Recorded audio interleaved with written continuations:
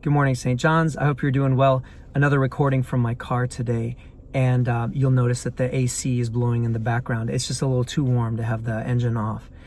I wanted to share with you today Psalm 15. This is a beautiful psalm that every time I see it, I have these memories of when I was a young man and I came across it. I remember thinking to myself, wow, this is really valuable, because I was trying to figure out how to live my life in a way that is full of integrity. And I found this to be extremely practical. And so I'm going to read it for us here. Psalm 15, if you want to look it up in the NRSV, New Revised Standard Version, it says this: O Lord, who may abide in your tent? Who may dwell on your holy hill? Those who walk blamelessly and do what is right, and speak the truth from their heart, who do no slander with their tongue, and do no evil to their friends, nor take up a reproach against their neighbors, in whose eyes the wicked are despised, but who honor those who fear the Lord, who stand by their oath even when it hurts, who do not lend money at interest, and do not take a bribe against the innocent. Those who do these things shall never be moved. A few years ago, actually a long time ago now, I took my son to his first Lego camp, and I stuck around for a little bit, and I got to hear the counselor talk about building a structure in a way where it doesn't fall apart. And this was really new to my son. He never actually thought about this, that what you do is you overlap the bricks, so that they're like when you see a home that's built with bricks, you overlap them, because then you lessen the stress that's on the structure, and the spaces in between, the cracks, don't end up going out of hand. And I asked my son later that day what was the best part of the camp. He said, I learned how to build. I learned how to build so it doesn't fall apart, and that was and that has served him in all of his years, and he still loves Legos to this day.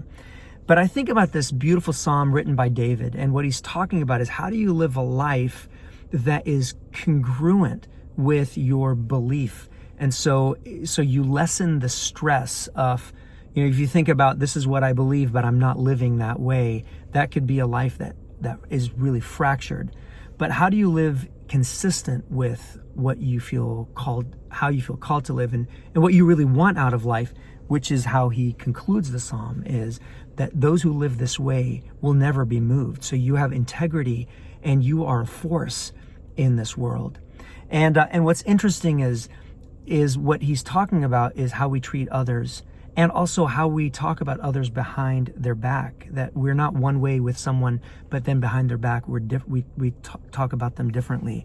That there's a commitment to the truth, not only when it serves me to be honest and to speak the truth, but even when it's hard, that I'm committed to the truth, not just when it is, it's going to meet the objective that I hope that it will, or it serves my agenda.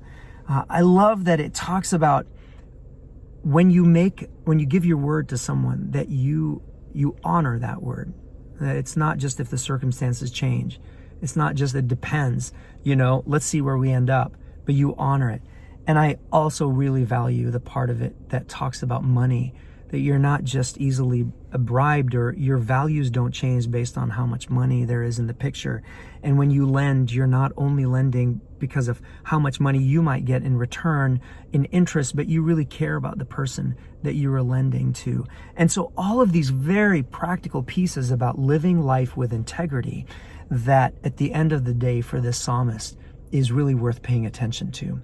And so I know sometimes when we read things in the context of religion and faith, we think, well, I guess God wants me to live this way. Yes, that's beautiful. But today I want to just switch it and say, I want to live this way because I want to be consistent.